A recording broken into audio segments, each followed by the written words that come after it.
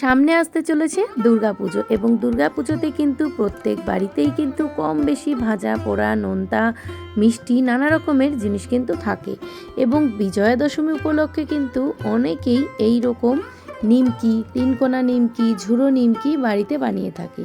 তো চলো সেটার একদম সহজ উপায়ে কিভাবে বানানো যায়, তাও আবার একেবারে মিষ্টির দোকানের মতন, সেটাই আজকে তোমাদের সাথে শেয়ার করব। তো সকলে আশা করি খুব ভালোভাবে পুজো কাটিয়েছো বা কাটাবে। তো দেখো কেমন লাগছে আমার আজকের ভিডিওটি। সবার প্রথম আমি 1 কাপ মতন এই নিমকির জন্য ময়দা নিয়ে নিয়েছি। তো ময়দাটাকে ভালো করে যদি চেলে নেওয়া হয় তাহলে আরও ভালো হয়। তো এরপর আমি ধীরে ধীরে আরও বেশ কিছু উপকরণ অ্যাড করব। এখানে 2 টেবিল স্পুন মতন আমি কিন্তু এখানে ঘিয়ের ব্যবহার করেছি, দিয়েছি 1 চামচ মতন কালো জিরে। আর এইভাবে যদি নিমকি বানানো হয় একেবারে কিন্তু স্বাদ হয় মিষ্টির দোকানের মতন। আর দিয়ে দিয়েছি 1 চামচ মতন জোয়ান। কাঁচা জোয়ানটা দিলে খুব খেতেও ভালো লাগে এবং হজমেরও সমস্যার সমাধান করে। দিয়েছি বেশ কিছুটা নুন আর সামান্য একটুখানি চিনি।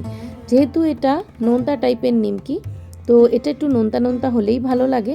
তো দেখো এখানে কিন্তু আমরা খুব ভালোভাবে ময়মটা দিয়ে একটা সুন্দর টেক্সচার তৈরি হয়ে গেছে। যে ময়মটা হয়েছে কিনা সেটা বুঝবে কিভাবে, যখন দেখবে যে একটু মণ্ডটা গোল হয়ে হাতের মধ্যে চলে আসছে, তখনই বুঝতে পারবে যে এখানে কিন্তু ময়দাটা খুব ভালোভাবে মাখা হয়ে গেছে। সামান্য অল্প অল্প পরিমাণ জল দিয়ে কিন্তু এই ময়দাটাকে মেখে নিতে হবে।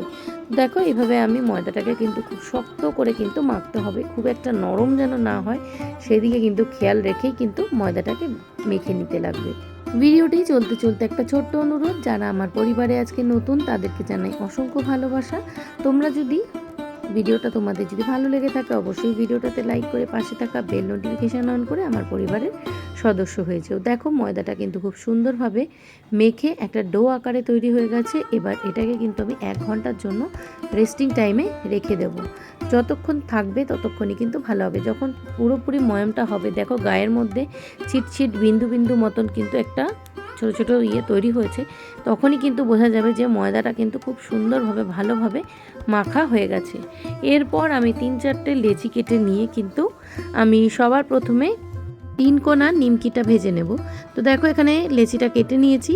এরপর ছোট ছোট করে কেটে নিয়ে পাতলা পাতলা করে কিন্তু আমি বেলে নিচ্ছি ছোট্ট ছোট্ট লুচির আকারে।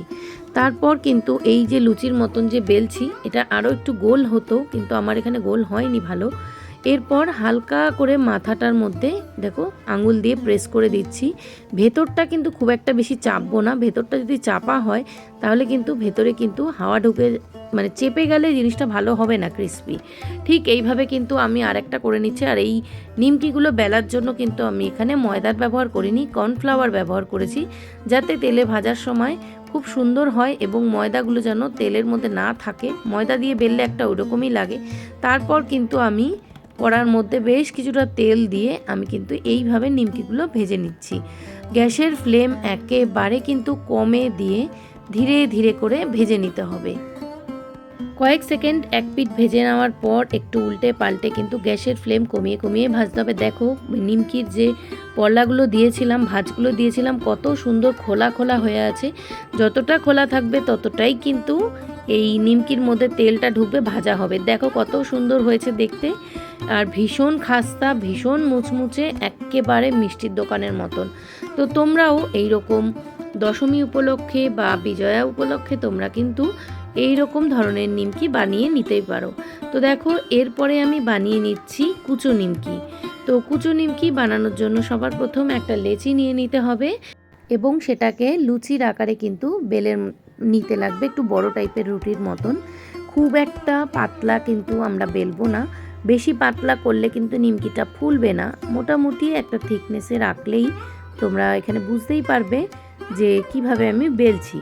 তো দেখো এখানে কিন্তু আমি সম্পূর্ণ এই রুটির মতন করে নিয়েছি একটা ছুরি এবং সেই ছুরিটা দিয়ে খুব সুন্দরভাবে কিন্তু সরু সরু সরু করে আমরা এখানে নিমকিটাকে কেটে নিয়েছি। তো দেখো কিছুক্ষণ এরকম কেটে নিয়ে তারপর কিন্তু আমরা নিমকির আকার চৌকো বা 3 কোনা যার যেরকম পছন্দ সেইভাবে কিন্তু করে নিতে হবে। এইভাবে কিন্তু আমি আরও একটি এইখানে রুটিকে আমি করে নিয়ে তারপর কিন্তু আরও বেশ কিছুটা নিমকি এখানে কেটে নিচ্ছি। প্রত্যেকটা নিমকি কিন্তু আমাদের পুরো কাটা হয়ে গেছে। এরপর ভেজে নেওয়ার পালা। এই ভেজে নেওয়ার জন্য আমি কড়াতে আবার বেশ কিছুটা তেলের ব্যবহার করেছি। তেলটা হালকা গরম হয়ে যাওয়ার পর এখানে গ্যাসের ফ্লেম একেবারে কমিয়ে অল্প অল্প করে কিন্তু আমি এই নিমকিগুলোকে দিয়ে দিচ্ছি। প্রথম দিকেই কিন্তু একদম এই নিমকিগুলো নড়াচড়ানো করানো যাবে না। একটু যখন শক্ত হয়ে আসবে তখনই কিন্তু নিমকিগুলোকে একটু ফ্রাই করে নিতে হবে। তো দেখো সুন্দর করে ভেজে নিচ্ছি আর কতটা সুন্দর হচ্ছে, আর দেখো ফুলেও গেছে নিমকিগুলো। আর বেশি পাতলা হলে কিন্তু নিমকিগুলো মোটেই ফুলবে না। তো আমার কিন্তু এখানে নিমকিগুলো পুরো ভাজা কমপ্লিট। তো দেখো একেবারে মুচমুচ করছে নিমকিগুলো, তোমরা তো শব্দ শুনেই বুঝতে পারছো। তো কেমন লাগলো আমার আজকের ভিডিওটি অবশ্যই কমেন্টের মাধ্যমে জানিও। ততক্ষণ পর্যন্ত সকলে ভালো থেকো, সুস্থ থেকো, আবারও আসবো নতুন রেসিপির সাথে।